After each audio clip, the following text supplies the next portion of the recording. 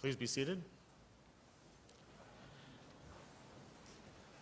And if you have not already, please take this moment to switch off your cell phones. You will not be taking a phone call in the next hour, so just assure you it's much better for everyone if we just turn them off. In the words of Ecclesiastes, a season is set for everything, a time for every experience under the heavens, a time for dancing and a time for wailing, a time for birthing and a time for dying, a time for speaking and a time for silence, a time for seeking and a time for losing. The time of mourning is a complicated one, filled with many emotions and memories, both bitter and sweet. We begin our service this morning with the recitation of psalms and prayers, thus linking Judith Goldberg's memory with the 3,000-year history of the Jewish people and also with the eternity of God. Im chasid tit chasadim, gavar tit tamim tit tamam. With the loyal you deal loyally, and with the blameless, blamelessly. Im navar tit barar v'im ikesh tit batal. With the pure you act purely, and with the perverse you are wily. Ki ata am ani toshia ve'enaim ramot tashpil. It is you who deliver lowly folk, but haughty eyes you humble. Ki ata ta'ir neri adnai lo hai yagia choshki. It is you who lights my lamp. Adonai, my God, lights up my darkness. Becha arutz gedud uvelohai adaleg shor. With you I can rush a barrier. With my God I can scale a wall. Ha'el tamim darko, imrat Adonai tzerufa, magen hu lohol hachosim bo. The way of God is perfect. The word of Adonai is pure. God is a shield to all who seek refuge.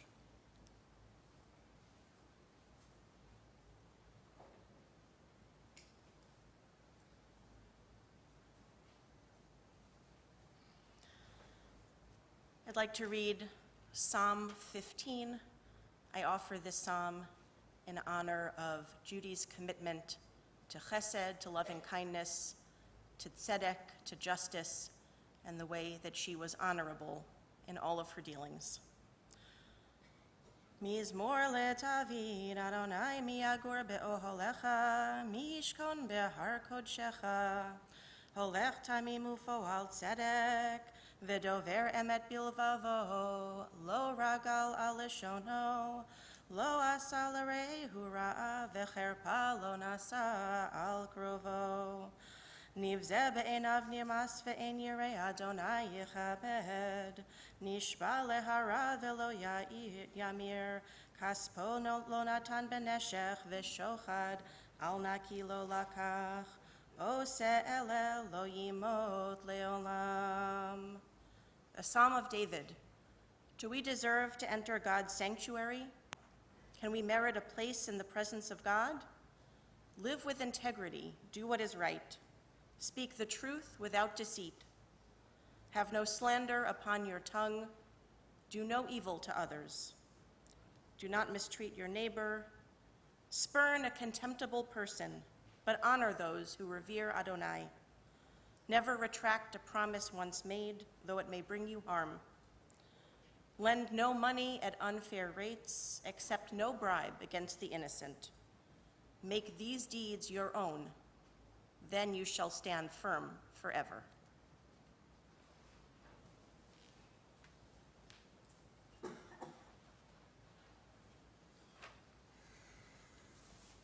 The 23rd Psalm teaches us that even though we do all indeed walk in the valley of the shadow of death at some times, that the Lord walks that path with us and offers us comfort.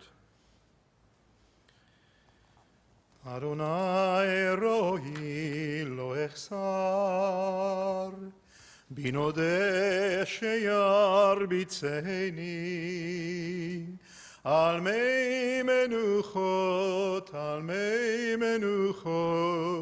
ינעלני. נפשי ישובב, ינחני במגלי צדק, למען שמו, למען שמו, למען שמו. גם אקילך בגיא צל מוות, לא יירא רע כי אתה עמדי. שבטך ומשענתך המה ינחמוני. תערוך לפני שולחן נגד צוררי. דשנת ושמן ראשי כוסי רוויה. אך טוב החסד ירדפוני כל ימי חיי. ושבתי בבית אדוני ליורך ימים. אדוני רואי לא אחסר, אדוני רואי לא אחסר.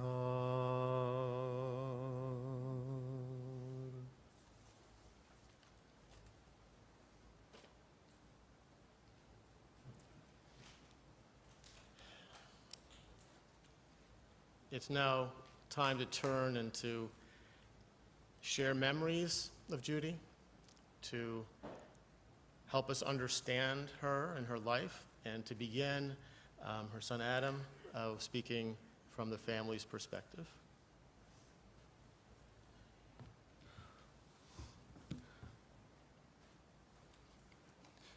So thank you all for coming today on behalf of my brothers and our families.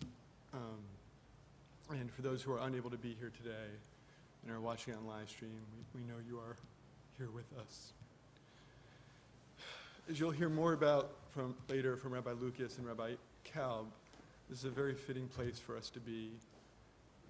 My mother was here for... Thank you. Nobody ever accused me of talking too softly before. This is a very fitting place. Our family my mother was here, a member for well more than 50 years. My brothers and I grew up here. One of our Hebrew school teachers is actually here from when we were second grade, third grade. And a few steps behind me, I still very well remember as when each of us were bar mitzvahed, my mom along with my father putting her hands on our heads when it came time to say the blessing, the parents say the blessing over the children. When we used to sit over there for temple when we were very young, my mom had one rule when it came to sermons. If our seats were in the seat when the sermon began, we had to stay there until it was over. And I think this was a tactical maneuver on my mom's behalf, because Rabbi Sternstein back in the day, he could give out the stem winders. And I think she didn't want to say, don't stay, I don't want to be nudged by you constantly for 30 minutes. So that was her way of ensuring that we got out. This is my way of letting you know that I'm going to be longer than a psalm, but shorter than a 30-minute sermon. And before I get into the heart of what I want to talk about my mom today, I just want to offer a few random facts about her. In no particular order, just completely random and odd facts. One is her favorite movie star and actor was Paul Newman. Hands down, nobody held a candle to Mr. Newman. I don't think my dad was ever in danger if he had walked through the door, but she was a huge fan of Mr. Newman. Another was that she played the guitar for a good period of her life. And one summer, she played the guitar with Neil Sedaka when they were both camp counselors together. Now, if you don't know who Neil Sedaka was, that just means you're under 65 and you did not have a parent who played the guitar with him as a camp counselor. The next was the most political thing my mom really wanted us to know. She was a lifelong Democrat, but the real thing that she constantly emphasized, starting when we were bizarrely young, was that she was an Adlai Stevenson person and not a JFK person. This was very important. Long before I understood what a president was, my mom made us all understand that at the dinner table. She never really explained it, so it took a while for me to understand it. But if that helps shed light on my mother's views, let's go with that. She was an incredible avid game player. She loved to play games, solve puzzles. She encouraged that in my brothers, and she was always willing to jump into a game if you asked. Though I think some of that was just generosity, because when she knew that just the other person wanted to play a game, she was always willing to do that. The one thing was, she played to win. So unless you were one of her grandchildren or her grandnieces and nephews, you did not take your foot off the pedal if you actually wanted to win the game. Which is another thing about my mother in terms of feet on the pedal. Like, my dad, he was a driver, he stayed around the speed limit. And, you know, if he saw a red light a mile ahead, he'd stop about a mile ahead and slow into it. That was not my mother. Let's just leave it at that. I think, you know, my kids know where I got my driving habits from, and it wasn't my father. And I think the last thing I'll say, which is Jacob's favorite fact, and is the only person I know, actually, that has this as a fact about their lives, is somebody once tried to buy her. She was in Israel in her young 20s, so this would have been the late 50s. She was on a trip with my Aunt Ethel and her parents, and they were at some stop, and there was a man there with a large flock of some animals. Which animals they were have been lost to time. But what we do know, and this has been verified by multiple people at the incident, is that a person who owned that flock approached my grandfather and asked to exchange the flock for my mother. I am eternally grateful that my grandfather did not take that up on a bargain, though I never thought we were in much risk of that. The two things I've really struggled with over the last few days, how to distill my mom down in a way that would give her her due. And I know I'm going to fail in that, but there are two things I want to talk about. The first, I think those who knew her, it won't be surprising. But the second, I had never thought of until really Daniel put it into words in conversations with Jacob and me over the last week or so. So the first is that my mom had this unbelievable gift of love, an overwhelming ability and desire and urgency to extend love to others. And she had an unbelievable ability to receive love from others when they wanted to give it to her.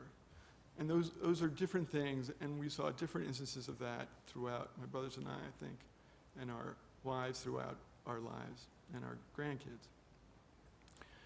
You know, her smile and her laughter would increase the joy and elevate the joy of any moment that was happy and celebratory. And in times of pain, she had, whether it was a word, a touch, or just her presence, she just provided immense solace. There were 4 circles of love that coexisted, overlapped, that shaped my mother and that my mother helped shape, and I just want to briefly talk about each one of them. The first is my immediate family, my father, my brothers, our wives, our children. And you can't talk about my mother in love without talking about my father. There was a love affair that was 50 years strong. They were married for 48 years, and they were parted only by my father's death. And there's 2 different stories, well, stories from both sides that I just want to really quickly share, if you want to understand each's love for the other. The first I shared actually 13 years ago when my father passed. And when my father was failing, in the months before, as I came up from and visited with him, we had some frank conversations about what was coming. And I asked him on a few different occasions, was there anything in particular that he wanted me to share about him or his life when it came time to eulogize him? And each time he said one thing and only one thing only, which is just make sure they know how lucky I was to be married to your mom. That was it. He was a man of complexity, of accomplishment, of his own substantial life. And that is the only thing he wanted people, it's just how special my mom was. And on the flip side, I'll share two bookends about my mother's life and their relationship that tells you how much my mother loved my father. The first is that it was love at first sight for my mother. When they were set up on a blind date, they come back, my mom comes back from the blind date, my dad drops her off at her home, she was living with her parents at the time, and she walks in, and then, the house she lived in, if you just walked in the front door, you were basically right in the kitchen. And she found, perhaps not surprisingly, my grandmother waiting up for her, dying to know how this date went. And my mom just responded simply, he's the one. I found the one. And she was right. And she had never said that to my grandmother about anybody before. The other bookend is a little bit more somber, but no less informative. One of the key characteristics, defining characteristics of my mom's form of dementia was hallucinations. And when she first began having hallucinations a couple of years ago, 2 to 3 years ago, the first hallucination she had, and the only hallucination she had for a very long time, was of my father. And I just, when her mind went to fill the gap in her life and sought to comfort her with something, it produced my father. So then we come to my brothers and me and the love that we felt and was given throughout our lives. In the last year or so, when I thought about my mother driving around, the things that kept coming back to me were the meals my mom served us, and we had different memories of those meals, and perhaps she served different things to different people. I don't know what it says about me that she served me cream cheese and jelly sandwiches when I was young, or bananas and sour cream. I'll have to think about that one for a while in therapy. But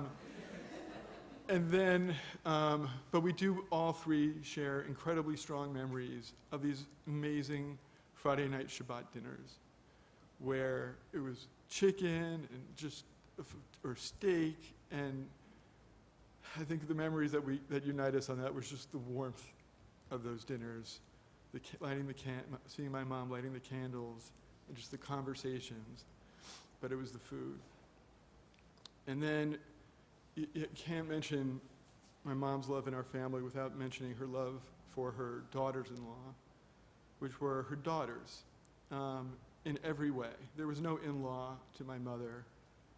She was incredibly blessed with her daughters-in-law and their love and support for her, and she returned that love immensely and felt it deeply. And then we have the grandchildren.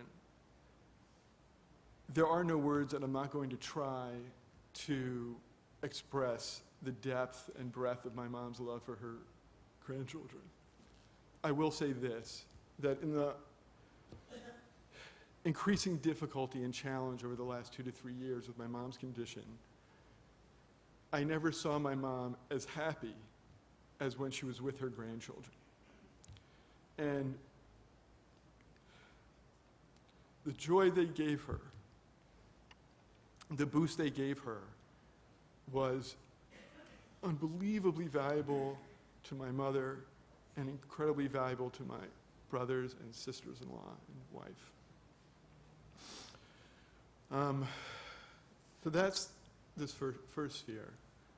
But I will tell one story there about one of our not too long ago visits, when my mom was still lucid enough and had enough clarity to speak in a sustained period. She called us right before we left to get in the car to leave, She called my kids into her bedroom where she was resting and just wanted them to let them know that she knew what was happening to her.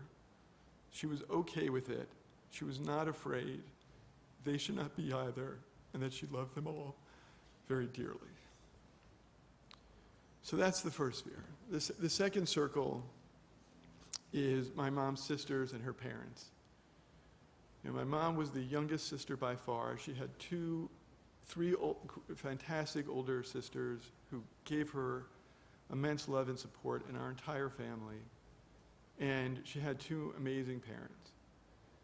I think perhaps the greatest gift that my aunts gave my mother was turning her into an aunt, an aunt at a very early age. My mom became an aunt at 9 years old, and you will hear from Marty shortly, who turned her into that aunt. And he will give that perspective best. I will just say this, that we've lost each of my aunts and now my mother over the years, and with each one, since my grandmother's passing, we've lost a matriarch. And so while my brothers and I, our families and our wives and our kids have lost a mother and a grandmother, an entire side of my family has lost the last matriarch. And I think that is something that is happening today that we are all dealing with. Third circle is my Aunt Lila, my mom's fifth sister. And I know she is watching right now. And they had a friendship that lasted until my mom passed, very shortly after she met my father. And my love for my Aunt Lila was equal to her love for anyone. And Aunt Lila gave the gift that her other older sisters gave her, is the gift of nephews and nieces and grandnephews and grandnieces, and most recently, great-grandnephews and great-grandnieces. And the amazing thing about my mom, with any side of the family, is that you could call her up. She was a one-stop shop. She was the newsstand. I could call her up even until relatively recently, and she would know everything about everyone, of every nephew, every niece, every grandnephew, every grandniece, and every great-grandnephew and great-grandniece. And she always had a positive word to say about them, some good news to share. And you'll be hearing from my cousins Jay and Beth later to talk about that. And then the last circle I just want to touch on is the circle that I kind of began with, which is the circle of this temple and her friendships outside the temple. You know, I think every child at some point learns, and it comes at different ages, that their parents' world is just not defined by you. That they have a world and a life outside you that is filled with people who they love and who love them and who mean the world to them. And, you know, we learned that at an early age, in part by coming to this temple, in part from hearing about bridge games with Joan and Abe. She never would say, she was very polite, she'd never say who won. Maybe that's because she was losing all the time. This was hard to tell. But you're going to hear from two people to talk about that life. Her friend Joan has written something that her oldest son Stephen is going to come and share. And then Rabbi Kalb, his parents were two of my parents and closest friends, and his mother was one of my mom's dearest friends. And so he'll speak to that a little bit. I'm going to close by talking about the second thing, which will be much more brief. And this is the thing that really Daniel gave me the best insight into, which is that my mom was unbelievably brave. And when I look back on my mother's life, there were various challenges that evidenced this, that should have been perhaps made this much more obvious to me apart from the last few years. She had, early on in our childhood,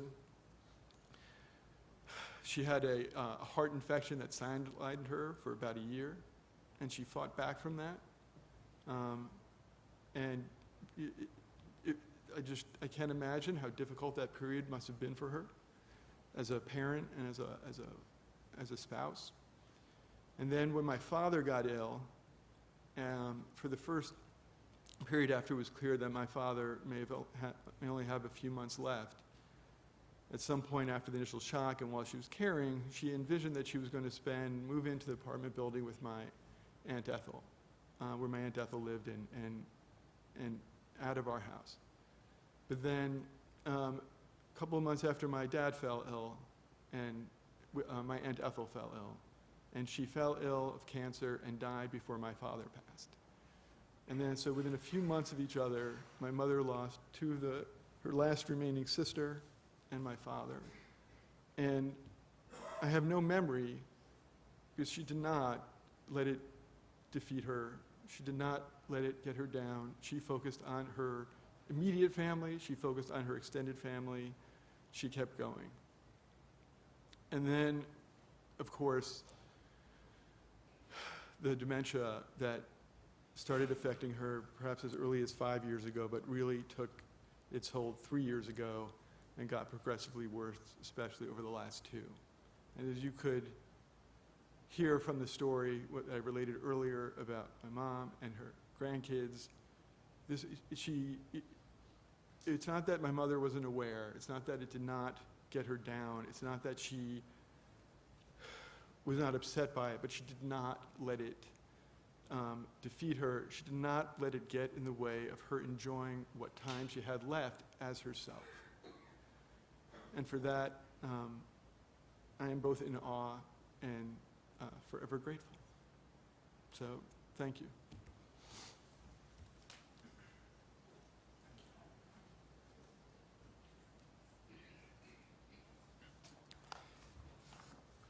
Adam, we say, Devarim hayotzim min halev nichnasim el halev. The words that come from the heart enter into the heart. I remember when I was no older than 8 or 9, I had what must have been one of my first sleepovers at a friend's house. He was not Jewish, and I remember his mother coming in to turn out the lights and leading us in what I now understand is a child's bedtime prayer familiar to many Christians. It is interesting that I no longer remember the name of that friend from so long ago, but I remember every word of the prayer we recited. Now I lay me down to sleep and pray the Lord my soul to keep. And if I die before I wake, I pray the Lord my soul to take. It was the last few words that I think made that prayer so memorable to me. And if I die before I wake. You mean that's an option here? As I remember it, it took me a long time to fall asleep that evening. Thinking back, the reason I now believe that that memory lasted more than 60 years is because it may have been my first brush with my own mortality. That dying before I wake is indeed an option. And that life is not, as I probably thought then, something that would last forever. We have gathered to pay tribute to Judith Goldberg, a great woman, a remarkable person who was blessed to lead a wonderful life. She and we were blessed with 86 years, most of them in health and vitality. We struggle to reach over the last few years as this morning we remember the Judy Goldberg who was so important to our own lives. We miss her and we will miss her. We're forced to confront the truth I first dealt with as a child, that life does not and cannot last forever. I would soon learn that Christian children's prayer had its parallel in Judaism.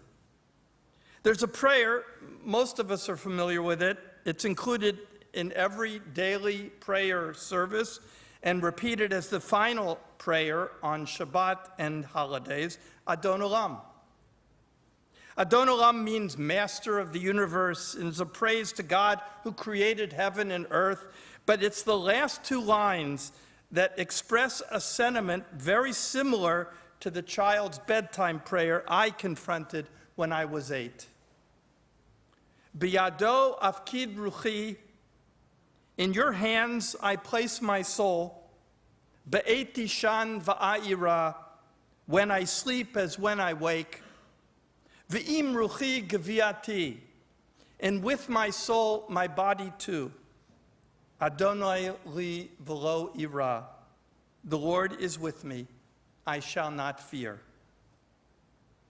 And although the two prayers express a similar theology, I like that Adon Olam adds that little kicker at the end. Adonai li v'lo ira. God is with me. No need to be afraid. It is customary in Jewish tradition to recite these words on a person's deathbed right after the vidui, the traditional confessional prayer where we confront any unfinished business that we might have. I have recited this prayer over the years as I sat by the bedside of many dear friends. I was not privileged to be with your mom, but I did recite these words with your dad. Of course, these were two very different circumstances, and your mom was not present at the end the way your dad was. Some of the people I sat with at this moment of ultimate transition were frightened and disturbed. I found the words of Adon Olam helpful as I tried to comfort and console them. God is with you. No need to be afraid. But much to my surprise, many of the people I sat with were not afraid at all, nor in need of my comfort. There was a peacefulness and acceptance that surrounded them that I confess, more than 60 years after my first awareness of my own mortality, I have not come to grips with. In the presence of these remarkable people, I sat quietly, appreciating the serenity and sacredness of the moment, quietly hoping it might be contagious. Your dad was one of these people, and I think your mom would have been also, had this terrible disease not robbed her of so much of her ability to be present. I last visited Judy about a year ago, shortly before I retired as rabbi of this congregation. I knew that Judy was not going to be able to come to the series of events that made up my farewell weekend, and because she meant so much to me, I went over to her house to tell her how important she and Arthur had been during my years as the rabbi of Temple Beth Sholom. Already a year ago, she was not herself, but she was still Judy in all the important ways. She exuded calmness and serenity and love. It is appropriate that her last stop on her earthly journey is this sanctuary, because this place was, as you heard from Adam, such an important part of her life, central to the family that she and Arthur created. As I recalled when sitting with Jacob and Dan and Adam yesterday, Arthur and Judy were part of a remarkable community, a generation who moved to Roslyn after the war, and the synagogue became so much more than a place to pray. It was where they met their friends, raised and educated their kids. Most of their lives revolved around the shul. And they were a remarkable group of people, talented, successful, committed, knowledgeable, and kind. Judy called those years the golden years, raising her children in the midst of a loving and committed community. Judy was passionate about almost every aspect of this shul, but there was no doubt that the empowerment of women in Judaism was where she got her greatest fulfillment. She took pride in our sisterhood, and when women began to move from the periphery to the very heart of our community, Judy was right there leading the way.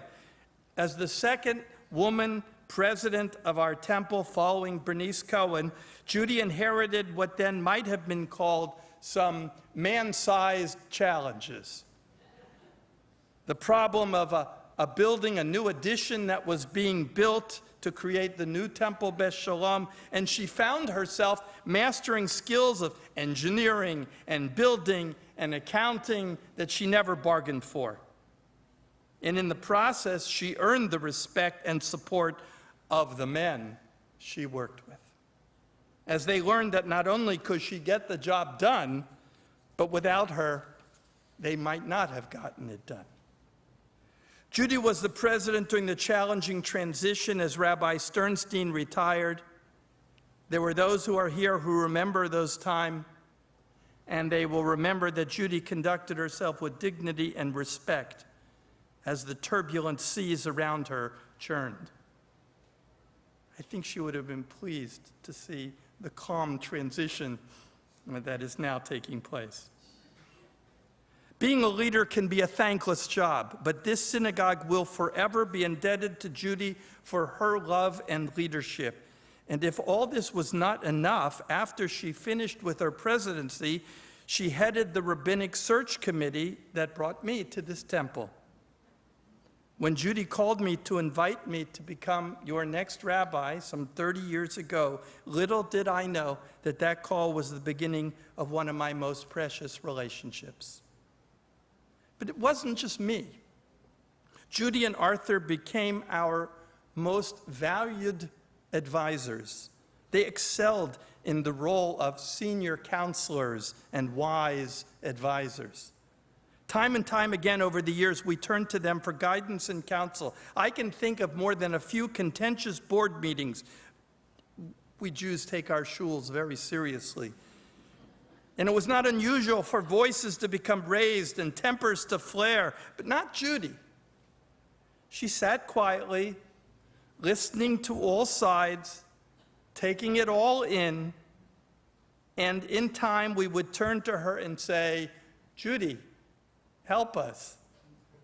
And she would weigh in with a calm yet measured opinion. And once Judy spoke, there was little else to say.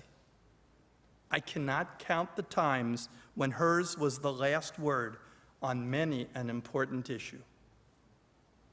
But her life was so much more than this place, as you heard from Adam.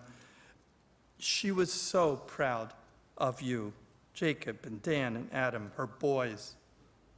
And she spoke to me often over the years of you, Shari, Chris, Alexa, Monica, as if you were her own daughters. And Lucy, Josiah, Sadie, Hannah, Emma, Lewis, you were the light of her life. I can still hear her voice. "Rabbi, I am so blessed. My family is so wonderful to me. I am truly blessed."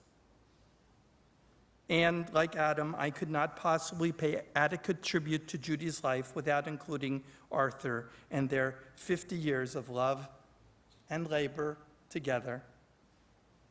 They were fixed up on a blind date just as he was starting his law practice. And again, I hear her voice in my head. What can I say, Rabbi? He was simply the love of my life.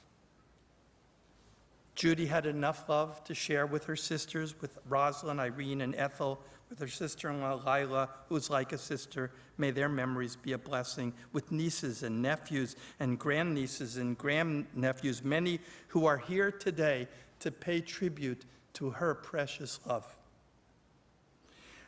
I remember standing with Judy and Daniel at Arthur's bedside at the very end of his life, and together we recited those traditional words I quoted earlier. B'yado afkid ruchi, in your hands, O Lord, I place my soul. Be'et ishan va'ayira, when I sleep as when I wake. Ve'im ruchi gviati, and with my soul, my body too. Adonai li velo ira, the Lord is with me, I shall not fear. I was not with Judy, but the boys assure me that during these most difficult last few months, Judy never gave up either. She fought through it all. And like Arthur, she too had not been afraid. And all these years later, I'm still left to wonder how it is possible not to be afraid of death. A wise man once said, "The greatest fear that most people have is not of dying. No, people don't fear dying as much as they fear never having lived." So maybe that explains Arthur and Judy's fearlessness, because theirs were lives so well lived, there was no reason for them to be afraid. I remember Arthur's last words to me. "My job here is done. I have led a full life." Yes, you did. And Judy, you did as well. You both did. You led a remarkable life, raised honorable children, rejoiced in your grandchildren. Say, Beth Sholom, go in peace. God is with you. Do not fear. It is we, your family and friends, who have been the beneficiaries of your remarkable life. We are the ones who are a bit afraid. How will we manage without you? The world is a sadder place because you are no longer in it. It gives us little comfort, a little comfort, to imagine you, Judy, reunited with the love of your life, with Arthur, with your sisters and parents. She lived in peace. She died in peace. May she now rest in peace. Judy, Judy was such a special person in our lives. We wish you, her family, comfort in the knowledge that she meant so much to us as she did to you. There are moments that are too deep for words. Perhaps through the sympathetic silences of our friendly hearts, we will convey more than words can say. Blessed is the woman who leaves the earth with a good name.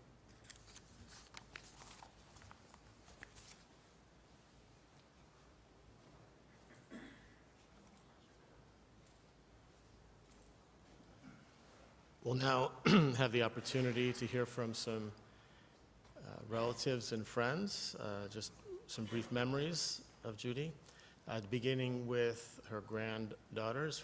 First, Hannah.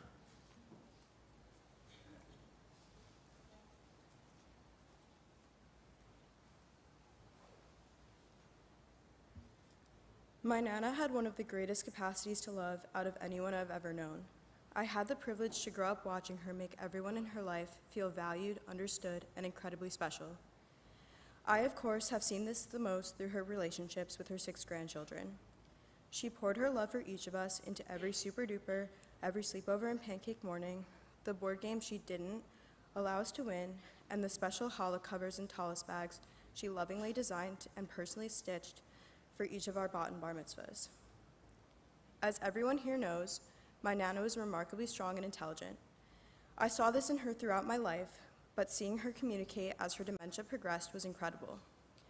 She substituted words she could no longer remember, such as replacing professor with school rabbi, and never showed any frustration in the process.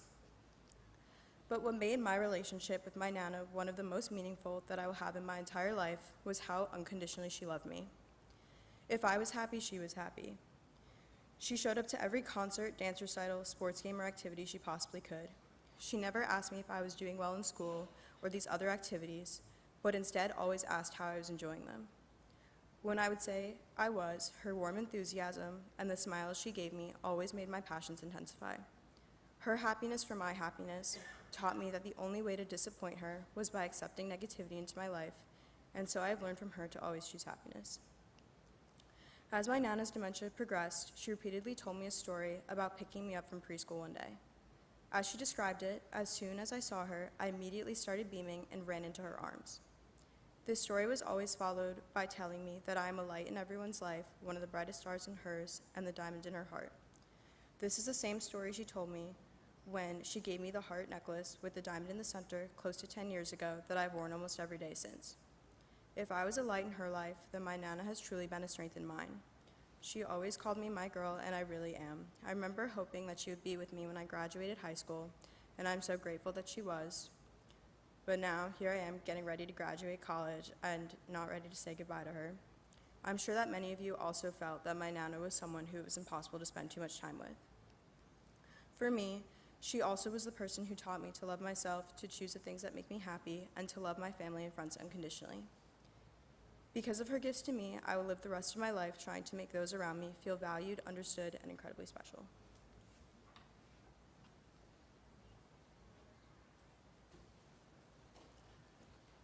And now, Lucy.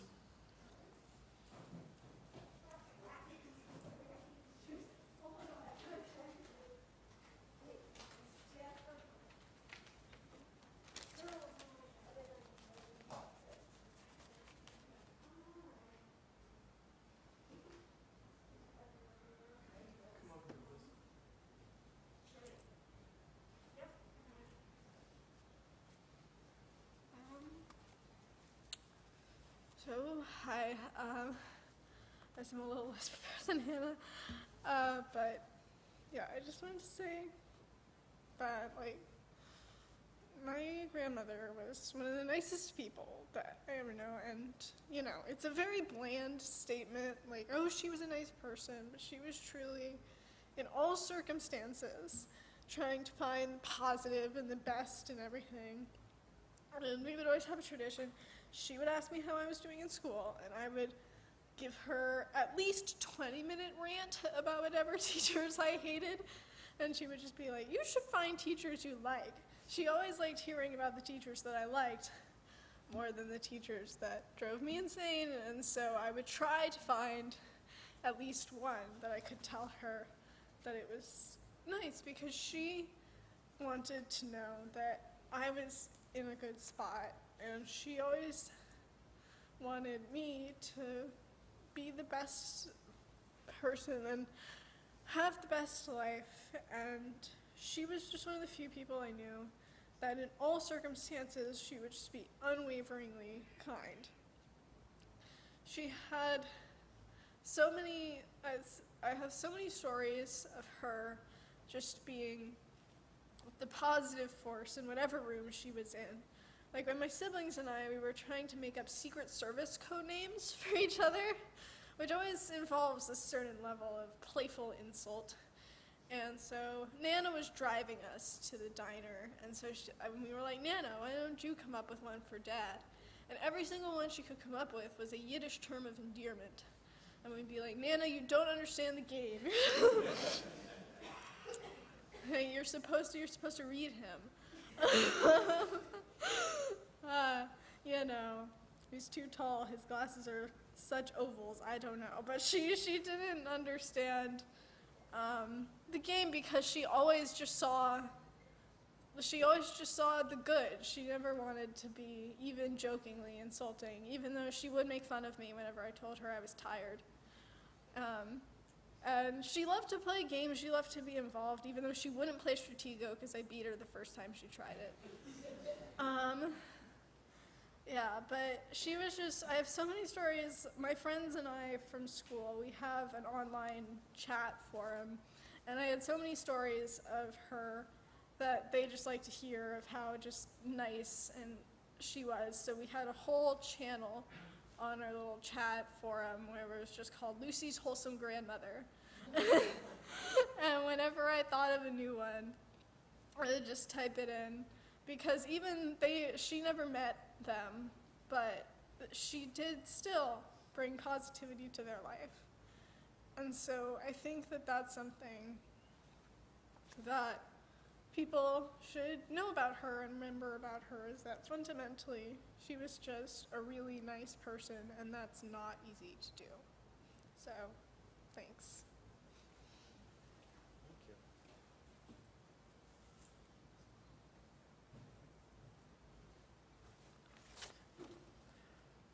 And Judy's cousin, Marty Cohn.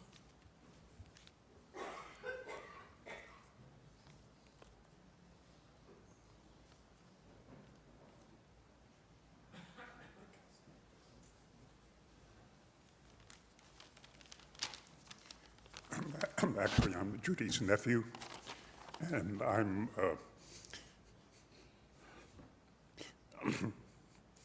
the firstborn of the cousins. As Adam mentioned, Judy was quite young when I was born. She was much the youngest of a group of 4 spectacular sisters, which included my mother. So I thought she was 8 when I was born, but it could have been 9. And what that meant for my brother and David and Laura is that because Judy was so young and when we were born, is that we enjoyed the warmth, love, and joy that was Judy for more than 70 years. A spectacular experience. They, in turn, were the children of a spectacular couple, my grandparents, Fanny and Louis Schwam. And each of the sisters followed the lead of their parents, and throughout their lives, becoming leaders and advisors, and taking the position that they had to do something to make the world a better place. My grandfather was an ardent Zionist. At one point had wanted to join the Palestinian Brigade, but his sister told him that he had a heart murmur and they wouldn't take him. My grandmother was involved in the clothing workers' strikes in 1916. I have a picture of her on strike. And they passed on, and she was active in Hias after World War II. They passed on all these traditions to their daughters, and Judy was an exemplar of that. Since she was 8 or 9 when I was born, my earliest memories of Judy was when she was a young girl. And why certain images and memories stick for decades, I'm not sure. But one of my earliest memories is being wheeled in a stroller by my grandmother to pick up Judy after school. And the smile that was on her face when she saw me was something that has been a beacon for my whole life. That was a smile that said, seeing you is the best thing that possibly could have happened. And even 2 weeks ago, despite all that had happened, when we visited, that smile was there. And I think that's something all of us, all of the nieces and nephews, grandnieces and nephews and great-great have experienced that. She was always happy to see us. And because of that small gap between Judy and I, in many ways she was like an older sister, not just an aunt. And so we had some experiences and closeness that I think probably my other cousins might not have had. And so the kind of memories I have, in addition to when we picked her up at school, was playing on the floor in my grandparents' living room and Judy sitting in a chair with her legs crossed with her notebook doing her homework. And why that stands in my mind, isn't clear, but it is a memory I have with her. And I'm sure each of my cousins have their own memories. One of the things that isn't a memory, but is a family story, is apparently Judy's friends did not believe that she was old enough to be an aunt or to have a nephew. And so she wanted to have them meet me. But I guess I awakened some entrepreneurial spirit. She charged each of them 10 cents to see me. I asked where was my cut of the cake, but I never got it. Her love and joy of family just was an essential part of her. We all experienced it, and we all have these memories. It even extended to my father's side of the family. When I told my cousin Deborah about Judy's death, she became quite upset. She would have been here today, except they left her for a family trip for Europe. But she talked about her memories. And one of her memories is many years ago, when Judy was quite pregnant, Judy getting down on the floor to play with my youngest cousin, Lisa.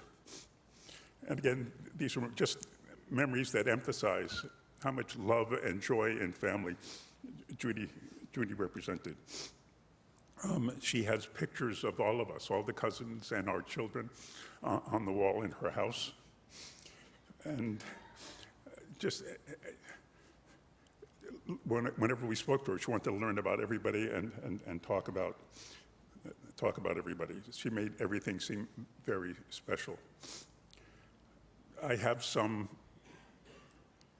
singular relationships with Judy and Arthur that my other cousins don't have. My mother died before seeing any of my children. And Judy and her sister Ethel then took on the role of providing the love and support that my mother would have lavished on the kids. So each of my kids has their special memories of Judy. My daughters remember what Judy used to call ladies' days when she would take them out. Zach remembers being taken to the Adventureland and being given carte blanche to play whatever games he wanted to play. But she and her sister Ethel took on that task, and to make sure that my kids felt the love that they were missing from my mother. As Adam mentioned, Judy liked playing games. She taught my brother and I how to play bridge before we were even 10 years old, and taught us other card games. On the other hand, she had her demonstrative side. When I was a teenager and it was clear that I was going to be very tall, she warned me that if I wasted my height on a woman shorter than 5'7", I was in deep trouble. Judy's sister Ethel had become the family genealogist and historian. And from the moment any of us learned how to speak, she made it clear that we had to use the appropriate titles for all our more senior relatives. It had to be Aunt Judy and Uncle Phil, for example. It couldn't just be Judy or Phil. And Judy clearly enjoyed being called Aunt Judy when she was 10 or 11. However, some years later, about 30 years later, I think the event was a party for my grandparents' anniversary. I was in my late 20s, early 30s, I don't recall exactly. But I had arrived in from out of town and was at the event. And Judy was speaking to some people I didn't know. So I walked up and she saw me and said, "Hi, Marty," and I said, "Hi, Aunt Judy." And then these two people she were talking to all of a sudden got this expression on their face saying, "Wow, if he's her nephew, she must be a lot older than we think." Judy saw the same expression and took me aside and she said, "Enough of this aunt stuff. Just Judy is fine."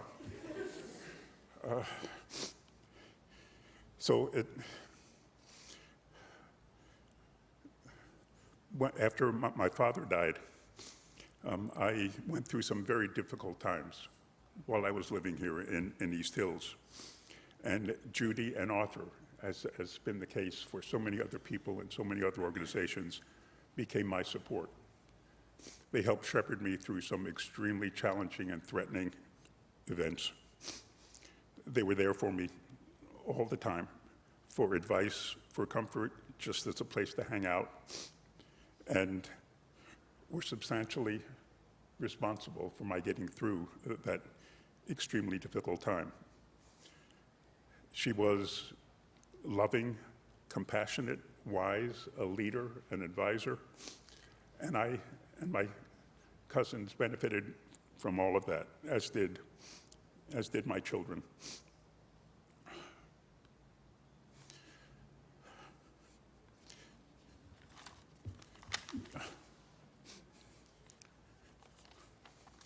Goodbye, Aunt Judy, and thank you.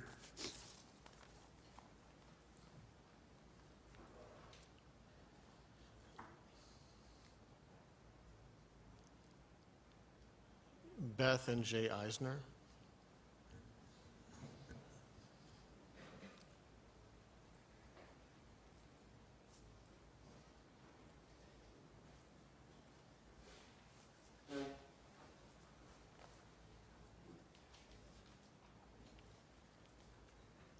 These last few days, I've been thinking a lot about my early memories of Aunt Judy. And the first time I met Aunt Judy, she and Arthur drove down to visit us from New York. And they pulled up in Arthur's large convertible car with the top down. Judy had on a scarf and sunglasses, looking like a movie star or Jackie Kennedy. And I was a little nervous. I was about 4 years old. This was a big deal for me. And of course, like she did with everyone she met, she made that little boy feel special. And she's made me feel special every time I spoke with her or was in her company since then.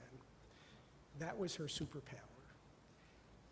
She just had this amazing ability to make people feel like they were number one. And everybody here has been number one. My wife, Bonnie, says it best, that whenever you speak with Aunt Judy, you feel like you're being hugged. And I can't think of a better legacy than that. I'm Beth. Judy was married to my mother's baby brother, Arthur, for 48 years. Some would say she was only my aunt by marriage, but how dare they? She was my aunt through and through, and one of my favorite people in the whole world. My brothers took to calling her Judy as we got older, as Marty alluded to as well, but not me. I just couldn't do it. As you've heard, when I was about a year and a half, my Uncle Art drove from Queens to Cherry Hill to introduce Judy to my mom, Lila, his big sister, and her family. As soon as they left, Mom called my grandmother, who was waiting by the phone, I'm sure, to fill her in. She's exactly who you would want for Arthur, she said. And she was. Lila and Judy became sisters, and they both reveled in that relationship. I talked to my mom yesterday, who is watching the stream, knowing she wouldn't be coming here today, about whether there was anything she wanted me to say. There's nothing to say about Judy that's not wonderful, she said. I asked her, what did you and Judy like to do together? Just be together, that's all we needed. It was a joyful relationship for them both. Although I don't remember our first meeting because I wasn't quite 2 years old, subsequent visits are fresh in my mind. She called me her little playmate, and play we did. I always looked forward to Aunt Judy's visits. No offense to my dear Uncle Art, but it was hard to compete with her. And even later, when we would see them with my cousins in tow, I always got Judy's undivided attention. As everybody has said, everybody thought they had their undivided attention. Such was the magic of Judy Goldberg. And it continued as I grew up. When I became engaged, I schlepped my then fiance, Adam, all the way up to Roslyn to meet Aunt Judy and Uncle Art. Adam knew right away that the hype was true. My Aunt Judy really was all that she was talked up to be, and then some. Just like that, she captured another heart. Then came my kids. You would think that by the time they came along, after her 6 other nieces and nephews had introduced their incredible offspring, that the novelty would have worn off. But no, her love and attention was endless. Since my kids had an Aunt Judy on the other side of the family, they anointed her their Aunt Judy with the dead end. For those of you who haven't been to her house, it lies at the end of Entrance Road. And that dead end is where they were lavished with rugelach and black and white cookies to their heart's content. 2 more under her spell. And the gifts. She was a gifted gift giver. I still have so many of the gifts she gave me, all so thoughtfully selected. One of my favorites being a paperweight she gave me when I was a teenager that is a miniature version of the iconic Robert Indiana love sculpture. It has a prominent place in my home even after all these years. So fitting. And so many of what would become my favorite books were inscribed, Love, Aunt Judy, and Uncle Art.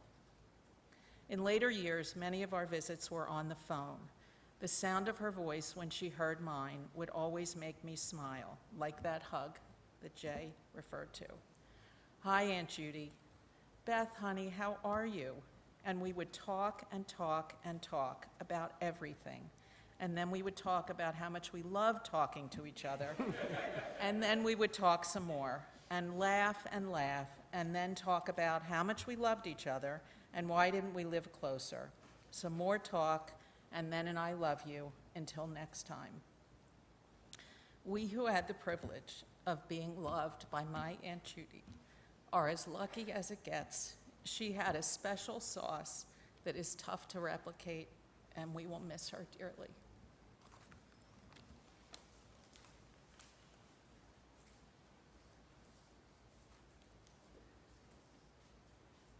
Now, a son of this congregation and also the son of some of Judy and Arthur's closest friends, Rabbi David Kelb.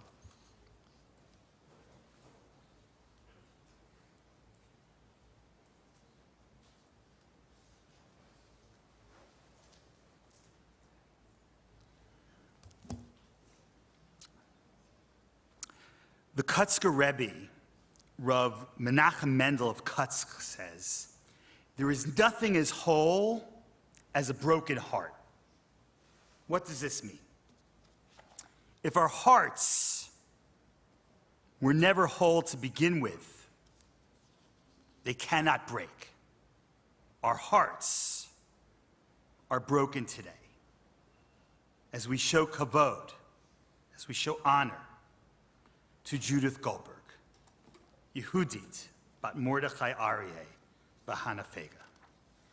In Sefer Tehillim, Tehillah, Psalm 15, it says, Hashem miyagor b'halecha, mishkon b'har kodshecha. God, who shall sojourn in your tent? Who shall dwell in your holy mountain? Holech tamim ufel tzedek v'dover emet bilvavo. The one that walks in purity and engages in righteousness and speaks the truth from the heart.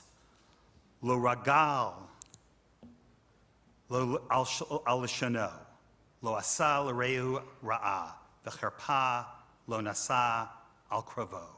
That has no slander upon their tongue, nor does evil to their fellow, nor takes up reproach against their neighbor.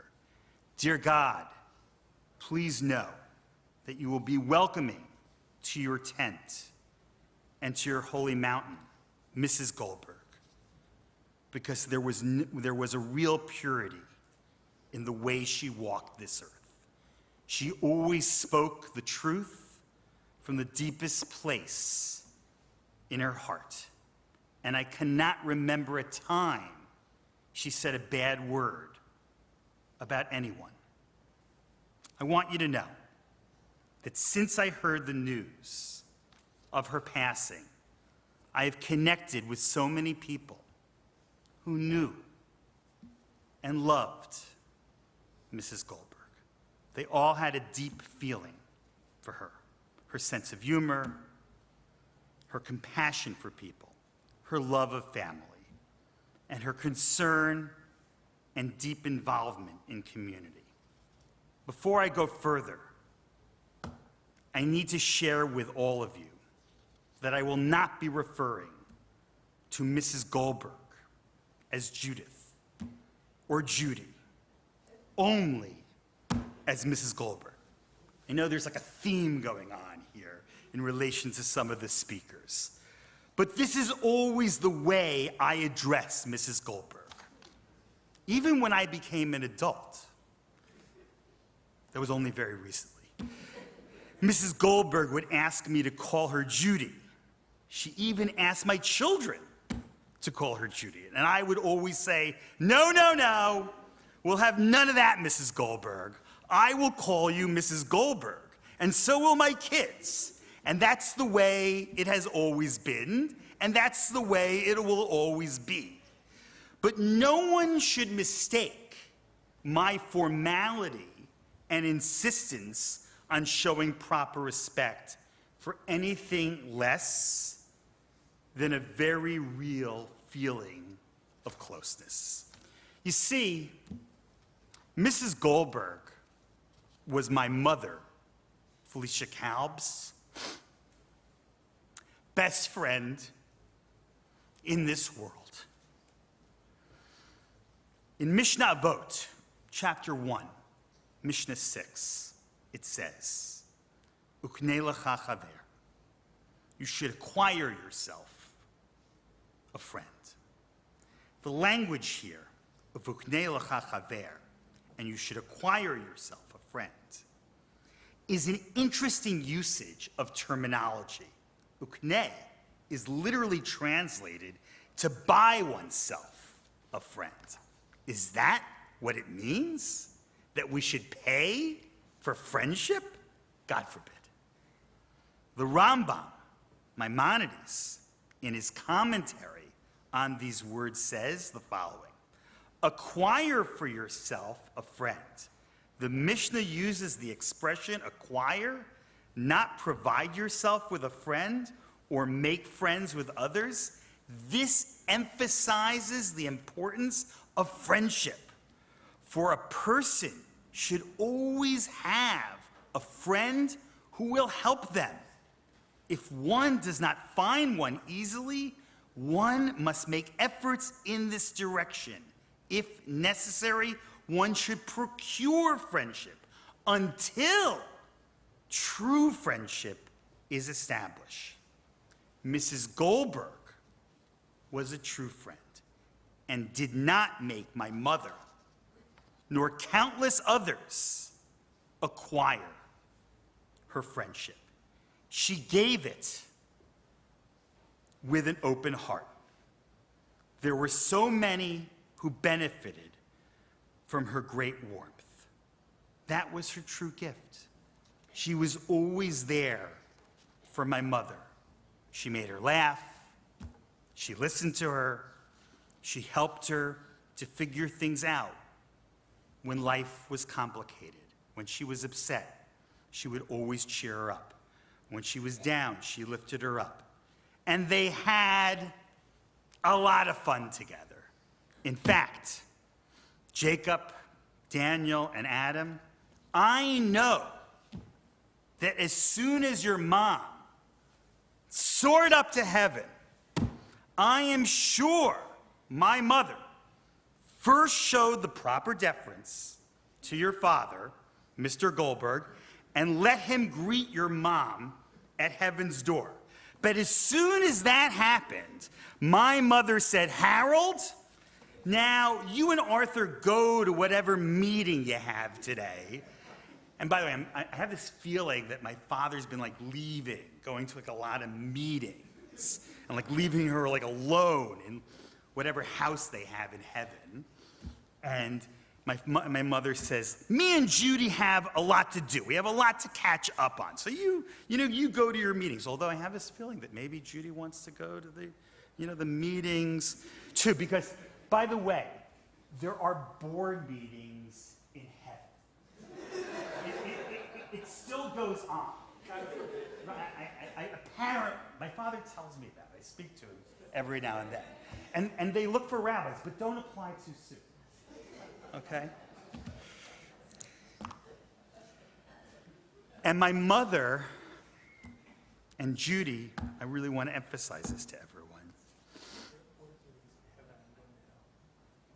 Mrs. Goldberg was really there for my mother when it really counted. She came to visit my mother when my mother was at her worst, when she was sick. And I will never, ever forget that. And she came to my mother's funeral in a wheelchair at the height of Omicron in a cemetery outside in January. I don't know how she did it. True friendship. As wonderful a friend as Mrs. Goldberg was, Family was everything to her. She loved her sons and spoke of their accomplishments with such pride. The same of her daughter-in-law, Shari, Chris, and Alexa, and her grandchildren, Hannah, Lucy, Louis, Sadie, Josiah, and Emma. This feeling of friendship and her love of family extended beyond friends and family to Klal Yisrael, to the Jewish people, and motivated Mrs. Goldberg to pursue lay leadership positions on behalf of the community, specifically here at Temple Beth Sholom. And while this has already been said by Rabbi Lucas, her pursuit of being the president of the sisterhood and the second president of Temple Beth Sholom, and her brilliance, the second woman president of Temple Beth Sholom, and her brilliance in these positions, what I want to emphasize in this is that she did it with purity. I think there are many people, not so much in this synagogue, but in other synagogues, who pursue leadership for kavod, for honor, to make their name great.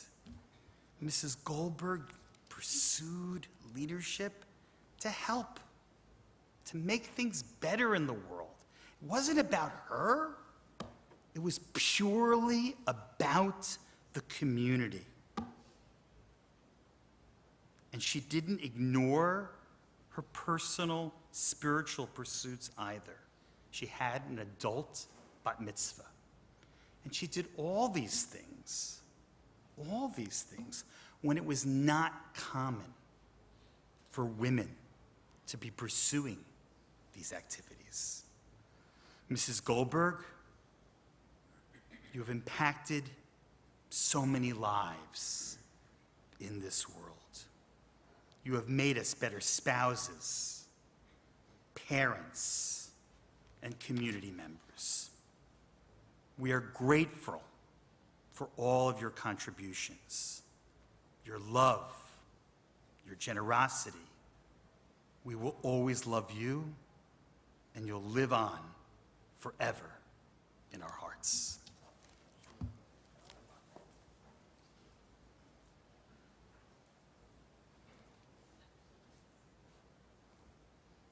And Stephen Kleinberg will share some remarks on behalf of his mother, Joan.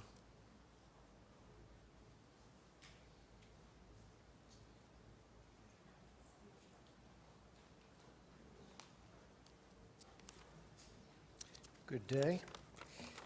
As mentioned, I'm here to read a note my mother, Joan Kleinberg, wrote to Judy.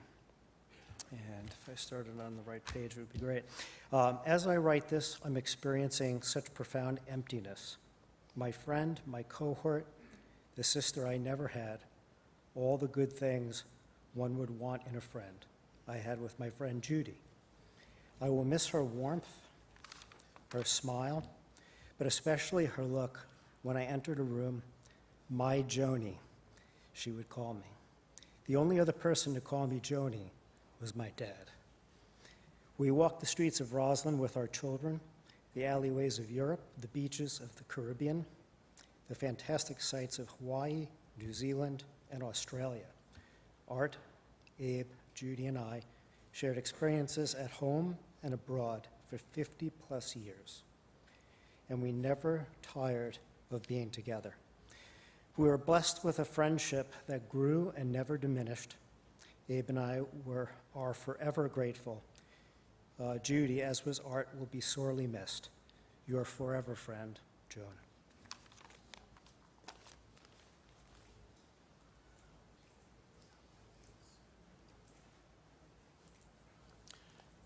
We've heard so many powerful memories of Judy this morning from a broad diversity of people, from her children, from her grandchildren, nieces and nephews, friends of the family, children of friends of the family, rabbi. And I think if we had the past presidents and leaders of Temple Beth Sholom lined up, they'd each have something not just powerful, but unique to share with us about Judy. And it struck me when Rabbi Lucas and I were meeting with the boys last night that there's a unique fittingness to this being the first funeral that he and I worked together on. That there's in the way that she was a bridge for so many and was the matriarch of this community, a lesson for us all to take to heart. And I know over the coming years I will hear many more stories about Judy, I am sure, and benefit from them as well. But we are also here at the end of reading of the Torah, and we're reading the book of Devarim, where Moses tells Joshua, his successor, Chazak ve'ematz, be strong and have courage. Essentially, Moses tells Joshua and the people, I've given you my lessons, you're the ones who have to go forward now. But be strong and have courage as you do. So many have learned from Judy. I hope to learn through those stories as well. And as we go forward, we have to remember always to be strong and to have courage, to live our lives and to continue to live our lives inspired by her example, to build our communities, to share nothing but cherishing love with our families. And if we can do so, then our lives will continue to be a blessing in this world, and we will make sure that her memory lives on through us in our actions. We're now going to begin our procession to the cemetery. As is our custom here at Temple Beth Sholom, I'm going to ask that any former presidents of the congregation come forward to be pallbearers as we escort Judy outward. That's going to begin in just a moment. And I'll ask everyone to rise as Cantor now comes forward to chant the El Malei Rachamim prayer, a prayer expressing our hope that Judy's soul becomes connected to the bonds of life, finds connection to the eternity of God. And a final request, which is this: if you are not going to the cemetery to help with the burial, please allow those who are to make their way out first so that we can give all honor possible to Judy by making a expedient exit and take care of her as only we can. So please, if you are not going to the cemetery, please allow those who are to get their cars first and to make their way. So if the former presidents could come forward and wait for a cantor to finish chanting El Malei, and then we'll begin our procession. As most of you know, this memorial prayer recited in the Hebrew mentions the person's Hebrew name, and I find it wonderful that Judy's name was Yehudit, which means a Jewish person, but more than that, she was what I would call a Yiddish mama to all of us. El Malei Rachamim shochen bamromim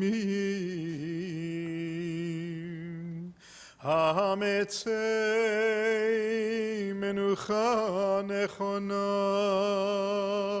tachat kanefei hashchina במעלות קדושים וטהורים כזוהר הרקיע מזהירים לנשמת יהודית בת מרדכי אריה וחנה פייגה שהלכה לעולמה. בעבור שאנו מתפללים